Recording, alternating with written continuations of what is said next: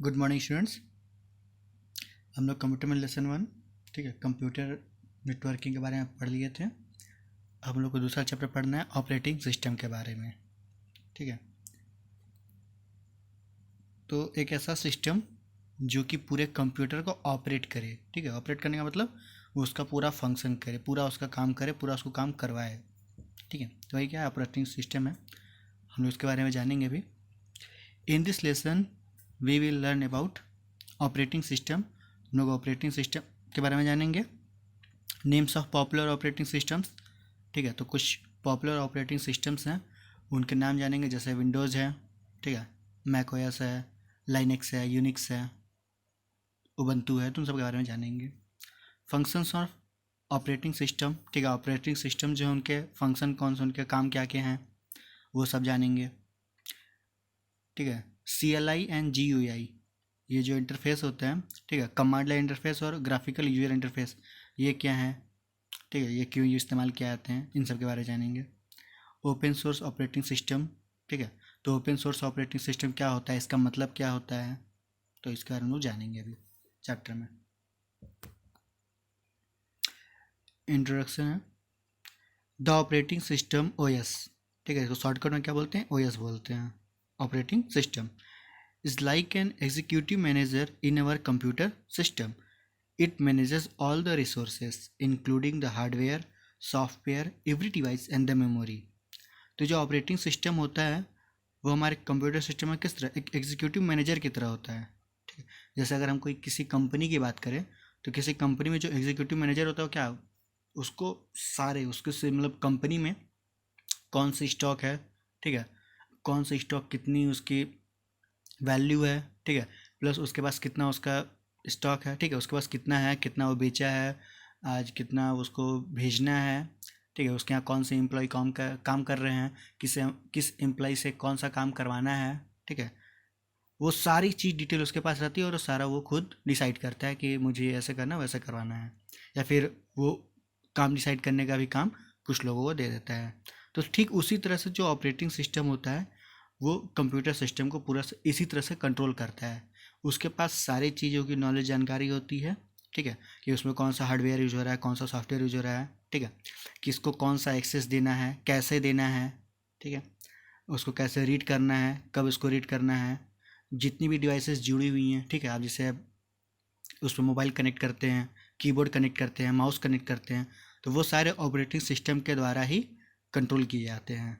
और मेमोरी, आप उसमें जो भी उसकी मेमोरी लगी हुई है, HDD है, SSD, ठीक है, हार्ड डिस्क में, तो वो जो भी सब चीज़ें हैं वो सारी किसके द्वारा कंट्रोल की जाती हैं, ऑपरेटिंग सिस्टम के द्वारा। तो ऑपरेटिंग सिस्टम एक जैसे आप कह सकते हैं कि जैसे ह्यूमन बॉडी है उसमें जैसे हार्ट होता है उस तरह से है, या सोल के रूप में। अगर वो ऑपरेटिंग सिस्टम ही ना रहे तो कंप्यूटर किसी काम का नहीं है, वो उसमें आप कुछ भी नहीं कर सकते, ठीक है। तो बिना ऑपरेटिंग सिस्टम के कंप्यूटर कुछ नहीं है, सिर्फ एक डिब्बा हो जाएगा, तो होना मस्ट है। ये फिर द ब्लैंक्स है जो कि आपके पिछले क्लास से रिलेटेड है, तो ये आपको मैं होमवर्क के रूप में दे दूंगा, ये आप उसको सॉल्व कीजिएगा, ठीक है। What is an operating system, तो ऑपरेटिंग सिस्टम क्या है। तो जैसे अब अगर हम लोग हैं तो हम लोग को कंप्यूटर में कोई काम करना है, तो हम लोग कंप्यूटर को कुछ कमांड देते हैं, कुछ निर्देश देते हैं, कुछ जोड़ना ही है तो हम बताते हैं उसको कि 2 और 3 जोड़ो, ठीक है। तो अब वो तो आंसर बता देगा 5, पर वो आंसर बताने हमारे इनपुट से लेके, हमारे क्वेश्चन पूछने से लेके हमारे आंसर आने तक बीच में जो भी सारा प्रोसेस होगा उसको कंट्रोल कौन करेगा, ऑपरेटिंग सिस्टम कंट्रोल करेगा, ठीक है। कि अब हमने अगर कैलकुलेटर चलाया है तो कैलकुलेटर प्रोग्राम को मेमोरी कौन कौन सी मेमोरी देनी है, कितने टाइम के लिए CPU उसको प्रोवाइड करवाना है, वो सारा ऑपरेटिंग सिस्टम करेगा। और फिर उसका जो रिजल्ट आएगा, फिर अब रिजल्ट को कैलकुलेटर को दिखाना है या मॉनिटर पे दिखाना है या उसको किसी और के थ्रू प्रिंट करना है, वो सारा काम कौन कर देगा, ऑपरेटिंग सिस्टम करेगा, ठीक है। मेन जो कंट्रोल होगा वो किस करेगा, ऑपरेटिंग सिस्टम करेगा। और इसको अगर और डिटेल में हम लोग देखें तो हम किसी प्रोग्राम पे जाएंगे, ठीक है, उस प्रोग्राम पे कुछ भी रन करेंगे, उस प्रोग्राम को जो भी रिसोर्सेज चाहिए होंगे, जो भी चीज़ें कंट्रोल करने के लिए चाहिए होंगी दूसरी चीज़ों से, हार्डवेयर से या किसी और चीज़ से, वो ऑपरेटिंग सिस्टम से कहेगा। ऑपरेटिंग सिस्टम उसको वो चीज़ प्रोवाइड कराएगी और तब वो प्रोग्राम रन करेगा, ठीक है, तो हम लोग थोड़ा सा देखते हैं इसको। An operating system is a means of communication between the user and the computer and it manages the operations inside the computer. तो जो ऑपरेटिंग सिस्टम होता है ओएस, वो एक तरह का कम्युनिकेशन का मीडियम होता है, ठीक है, कम्युनिकेशन का माध्यम होता है किसके में, यूजर और कंप्यूटर के बीच में। क्योंकि अब हम यूजर हैं तो हम सीधा कंप्यूटर से कनेक्ट नहीं हो सकते हैं, उसके लिए हमें क्या चाहिए, ऑपरेटिंग सिस्टम चाहिए। ऑपरेटिंग सिस्टम ये जो हमें कंप्यूटर के हार्डवेयर से, ठीक है, सॉफ्टवेयर से हमें कनेक्ट कराता है। और ये सारे जो ऑपरेशंस होते हैं कंप्यूटर के अंदर, जो भी काम होता है, ठीक है, जो भी काम मतलब आप जो भी सिंगल वर्ड जानते होंगे कंप्यूटर के बारे में, गेम प्ले करने के लिए, कोई और काम करने के लिए, वो सारा काम किसके थ्रू होता है, ऑपरेटिंग सिस्टम के थ्रू होता है। ये पूरा सारा वो मैनेज करता है। Users need applications to carry out tasks while the software needs the operating system in order to communicate with the hardware। तो यूजर्स हम लोग हैं, तो हम लोग को क्या चाहिए, एप्लीकेशन चाहिए। तो एप्लीकेशन से हम लोग कोई भी अपना टास्क कर सकते हैं। जैसे MS वर्ड है तो वहाँ पे जाके कुछ टाइप कर सकते हैं, MS एक्सेल है वहाँ पे कुछ फार्मूला लगा के अपना कुछ बिल बना सकते हैं, ठीक है, तो वो हम काम करते हैं। लेकिन अब जो MS वर्ड है, जो MS, ठीक है, एक्सेल है, या फिर और भी बहुत सारे सॉफ्टवेयर्स हैं, तो उन जैसे गूगल क्रोम है, तो उन सभी सॉफ्टवेयर्स को ऑपरेटिंग सिस्टम की ज़रूरत होती है ताकि उनको जो भी रिसोर्स चाहिए। अब जैसे हम MS वर्ड की बात करते हैं, तो MS वर्ड में उनको उसको इनपुट चाहिए, उसको क्या लिखना है वो हम बताएंगे। तो हम कैसे बताएंगे, कीबोर्ड के थ्रू। तो वो ऑपरेटिंग सिस्टम क्या करेगा कि वो कीबोर्ड से लेगा, ठीक है, वो कीबोर्ड को ऑर्डर देगा कि कीबोर्ड से जो भी चीज़ आ रहा है उसको स्टोर करेगा, फिर वो जो भी चीज़ स्टोर करेगा कीबोर्ड से, उस चीज़ को MS वर्ड को देगा, ठीक है। वो सीधा MS वर्ड को ही कीबोर्ड ऑपरेट करने का नहीं देगा, ठीक है, वो कीबोर्ड को अपने कंट्रोल में ही रखेगा, कीबोर्ड से जो भी चीज़ आएगा वो MS वर्ड को भेजेगा। तो ये ऑपरेटिंग सिस्टम इस तरह से काम करता है, वो सॉफ्टवेयर और हार्डवेयर के बीच में काम करता है। तो इससे आपको यहाँ पे लाइन लिखा भी है, the OS acts like a bridge between the software and the computer hardware. तो जो ऑपरेटिंग सिस्टम होता है वो सॉफ्टवेयर और हार्डवेयर के बीच में एक ब्रिज के रूप में काम करता है, दोनों को कनेक्ट करने का काम करता है, ठीक है। तो ये तो ऑपरेटिंग सिस्टम था। हम लोग को पढ़ना है पॉपुलर ऑपरेटिंग सिस्टम्स कि जो जो फेमस हैं, ठीक है, उनके बारे में पढ़ना है। तो हम लोग देख लेते हैं।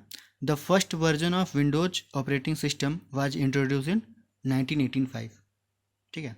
तो जो पहला वर्जन आया था विंडोज का कब आया था, 1985 में आया था। देखते हैं इसको। In the middle of 1970s when personal computers were introduce, Bill Gates come up with operating system called Microsoft disk operating system. तो 1970 में, ठीक है, जब पर्सनल कंप्यूटर नया नया आया था, इंट्रोड्यूस हुआ था मार्केट में, तो उस समय बिल गेट्स, ठीक है, आप उनका नाम जानते होंगे, ये संस्थापक है माइक्रोसॉफ्ट के। तो बिल गेट्स ने एक अपना ऑपरेटिंग सिस्टम लाया था खुद का, उसका नाम क्या था, Microsoft disk operating system, MS-DOS। Later in 1990s Microsoft came up with GUI based operating system called Windows, ठीक है। तो ये पहला वर्जन 1985 में आ गया था, और जो यहाँ पे विंडोज़ वाला आया है, ठीक है, GUI के साथ। इसके पहले जो भी आया था वो क्या था, CLI, कमांड लाइन इंटरफेस के साथ, ठीक है। और ये जो उसके बाद आया है, ठीक है, यानी 1990 से शुरू हुआ है, ये कौन सा है, GUI, ग्राफिकल यूजर इंटरफेस वाला। तो दोनों में क्या डिफरेंस है, अगर वो आगे दिया होगा तो अच्छे से बता दूंगा, नहीं दिया होगा तो फिर भी बता दूंगा। अब देखते हैं हम लोग आगे। Starting from Windows 1.0 to Windows 3.1। तो ये विंडोज़ 1 आया, फिर 2 आया, 3 आया, तो इस तरह से मतलब शुरू में जो अभी आए थे वो GUI बेस्ड, वो 1980 से शुरू हुए थे। Examples of operating systems include, तो अब कुछ एग्जाम्पल्स बताए जा रहे हैं, वो देखिए। तो सबसे पहले क्या है, MS-DOS। तो MS-DOS के बारे में देखते हैं। In the early 1980s Microsoft got the rights to QDOS, quick and dirty operating system, developed by a small company Seattle computer, and then sold it under the name MS-DOS। तो MS-DOS की कहानी देखिए क्या है कि एक छोटी सी company थी, ठीक है, Seattle कंप्यूटर, उस कंपनी का नाम था Seattle कंप्यूटर। उसने बनाया था एक ऑपरेटिंग सिस्टम अपना खुद का, QDOS करके, quick and dirty operating system. तो ये जो क्यूडॉस बनाया था उसको माइक्रोसॉफ्ट ने 1980 में ख़रीद लिया, ठीक है। और इसके बाद क्या हुआ कि उस जो क्यूडॉस था उसी को अपने अंडर में MS DOS के नाम से बेचने लगा, ठीक है। चीज़ वही, बस नाम अपना। इसके बाद है विंडोज़ XP है, विंडोज़ ME है, मिलेनियम एडिशन, विंडोज़ 2000 है, विंडोज़ NT है, तो NT मेनली नेटवर्किंग के लिए था, ठीक है। यूनिक्स है, लाइनेक्स है, मैकिनटॉश OS है, इसको मैक भी बोलते हैं, मैक OS 2 है, ये ऑपरेटिंग सिस्टम 2 है। तो अभी विंडोज़ के वर्जन और आते ही जा रहे हैं, जैसे विंडोज़ 2007 है, 2003 था, 2010 है, अब 2013 भी आ चुका है, ठीक है।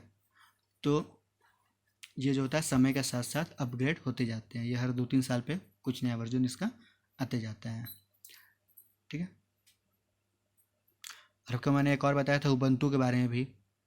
तो उबंटू क्या है कि अब इन दोनों में थोड़ा डिफरेंस देख लेते हैं कि ये जो विंडोज़ हैं, ठीक है, वो GUI पे बेस्ड है, ठीक है, ग्राफिकल यूजर इंटरफेस पे, जो कि लाइनेक्स है, यूनिक्स है, ये किस पे बेस्ड है, कमांड लाइन पे, ठीक है, CLI पे, कमांड लाइन इंटरफेस।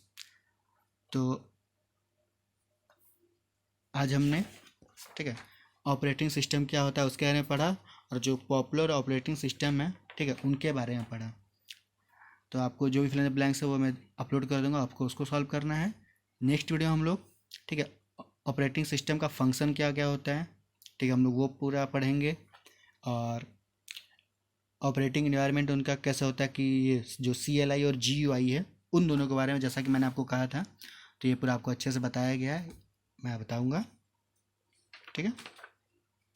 और ओपन सोर्स ऑपरेटिंग सिस्टम क्या है वो। तो आज के लिए बस इतना ही, धन्यवाद।